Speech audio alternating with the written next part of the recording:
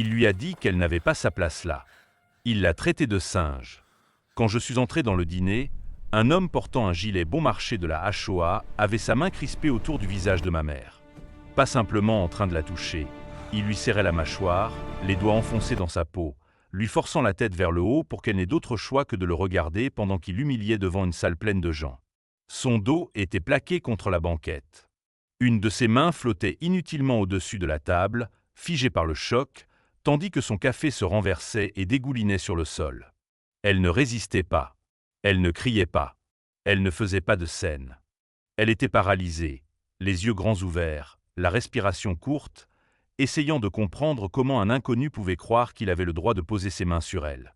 Et pendant tout ce temps, il continuait de parler. Il crachait des insultes. Il lui disait qu'elle n'avait pas sa place ici, que des gens comme elle détruisaient les quartiers. Le dîner était devenu silencieux, de ce silence lourd et affreux qui s'installe quand tout le monde voit qu'il se passe quelque chose de mal et attend que quelqu'un d'autre intervienne. Ce quelqu'un, c'était moi. Je revenais tout juste de mission. Je n'avais pas encore dit à ma mère que j'étais rentré. Je voulais lui faire la surprise, la retrouver à son endroit habituel du petit déjeuner du mardi. J'étais à peine entré que j'ai vu sa main sur le visage de ma mère. Cette image s'est gravée dans ma mémoire. Avant d'aller plus loin, laissez un commentaire et dites de quel pays vous regardez. Je veux voir jusqu'où cette histoire va aller. Pour comprendre pourquoi un homme en gilet de la HOA s'est senti autorisé à agresser ma mère en public, il faut savoir ce qui s'est passé avant. Ma mère a vécu dans cette ville toute sa vie. Même maison, mêmes habitudes, même dîner tous les mardis matins. Pendant des décennies, elle a travaillé 2 emplois, payé toutes ses factures à temps, n'a jamais demandé d'aide, n'a jamais causé de problème.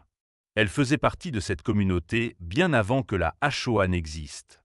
Les choses ont changé quand le quartier a été amélioré.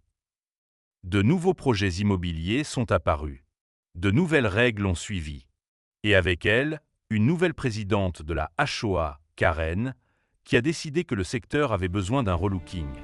Plus propre, plus calme, plus jeune, plus uniforme. Des gens comme ma mère ne correspondaient pas à l'image qu'elle voulait vendre. Le harcèlement a commencé discrètement. Des plaintes sur les décorations du porche. Des remarques sur les vieux meubles. Des critiques sur la façon dont ma mère s'habillait quand elle sortait. Rien de tout cela ne violait réellement les règlements, mais ce n'était pas le but. Ce n'était pas une question de règles. C'était une question de pression. Lors des réunions, Karen était claire. Elle utilisait des phrases comme « Certains résidents ne correspondent plus à notre vision ». Elle laissait entendre que certaines personnes devraient peut-être envisager de déménager, de vendre, de trouver un endroit plus approprié. Ma mère a ignoré tout ça. C'est alors que l'intimidation a remplacé la paperasse. Ils ont commencé à envoyer des hommes qui avaient l'air suffisamment officiels pour effrayer les gens. Gilets noirs, radio, attitude agressive. Une fausse autorité enveloppée dans de l'équipement bon marché. L'un d'eux s'est acharné sur ma mère. Il apparaissait toujours quand elle était seule. Il lui parlait toujours de haut. Il lui rappelait toujours qu'elle était sur la sellette. J'étais à l'étranger quand la plupart de ces choses se sont produites. Je n'en ai entendu que des fragments. Ma mère minimisait. Elle disait que tout allait bien, qu'elle pouvait se débrouiller. Elle n'aurait jamais dû avoir à le faire. Debout dans ce dîner, en regardant un inconnu la brutaliser, tous les détails épars se sont mis en place. Ce n'était pas au hasard. Ce n'était pas une confusion. C'était le résultat inévitable de mois de harcèlement impuni. L'homme m'a finalement remarqué. Il a levé les yeux, toujours en serrant la mâchoire de ma mère, et a commencé à parler. Il n'en a pas eu le temps. Parce qu'à ce moment-là, il n'avait plus affaire à une femme silencieuse et isolée. Il faisait face à son fils. Et j'étais rentré. Je me suis interposé. Ma seule présence a suffi à desserrer sa prise, comme si son cerveau réalisait soudain qu'il y avait un témoin qui ne resterait pas passif. Ma mère s'est immédiatement dégagée, tremblante, agrippant le bord de la table comme si c'était la seule chose qui la rattachait à la réalité. Le faux agent de la HOA a rajusté son gilet et a redressé les épaules, prenant une posture d'autorité apprise par cœur. « Vous devez reculer », a-t-il dit. Cette femme a volé des biens du dîner. Un mensonge. Évident. Désespéré. Elle a pris des couverts, a-t-il ajouté rapidement en désignant la table. C'est du vol. Application des règles de la Shoah. Je ne l'ai pas laissé finir. Mon poing a frappé sa mâchoire. Sans fioriture. Sans drame. Juste de la force. Celle qui réorganise instantanément les priorités. Sa bouche s'est refermée en plein mot, ses dents ont claqué tandis que sa tête partait de côté et que ses pieds cherchaient l'équilibre. Il s'est écrasé contre une table voisine. Des assiettes se sont brisées. Quelqu'un a crié. Je me suis approché.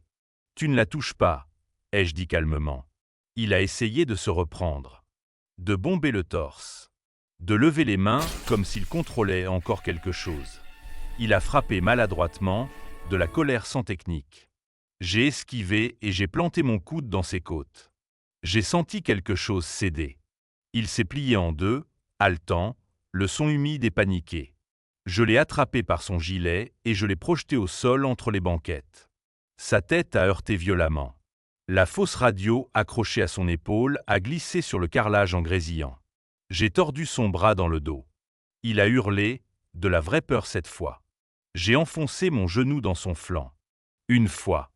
Puis encore. Chaque coup lui volait davantage d'air jusqu'à ce que respirer devienne un combat. « Tu as agressé ma mère », ai-je dit, assez près pour qu'il entende chaque mot malgré le chaos. Il a essayé de répondre. Cela est sorti comme un gémissement.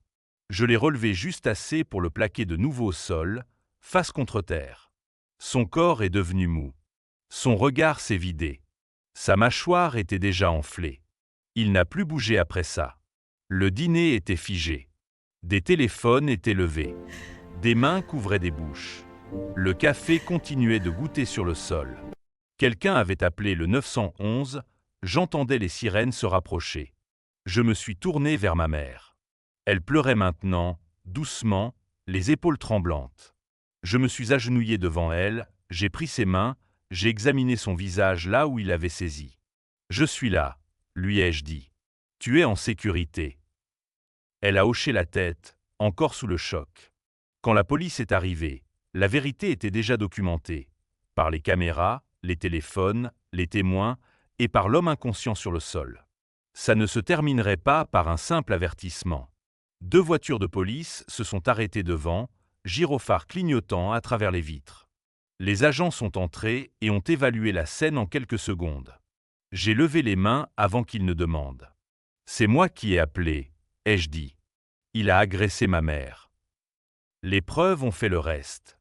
Caméras, témoins multiples, vidéos montrant les insultes, la gifle, la prise. Message de la présidente de la Shoah, fausses amendes, menaces, insultes racistes. Tout s'est effondré très vite. L'homme a été inculpé pour agression criminelle, usurpation de fonction, séquestration et circonstances aggravantes pour crime haineux. La liberté sous caution a été refusée. Karen n'a pas nié son rôle. Son téléphone racontait toute l'histoire. Elle a été inculpée elle aussi. La Shoah s'est effondrée en quelques semaines. Ma mère est restée. Le dîner a récolté de l'argent pour elle. La ville s'est excusée. Les gens ont promis de faire mieux. Le faux agent a pris 15 ans. Karen en a pris 8. Et ma mère va toujours dans ce dîner tous les mardis. Parce que la fausse autorité ne survit que lorsque les gens bien se taisent. Et maintenant, tout le monde connaît la différence entre le pouvoir et la responsabilité. Alors dis-moi, ai-je fait ce qu'il fallait? Ou ai-je simplement fait ce que n'importe quel fils aurait fait? Qu'aurais-tu fait? Fin.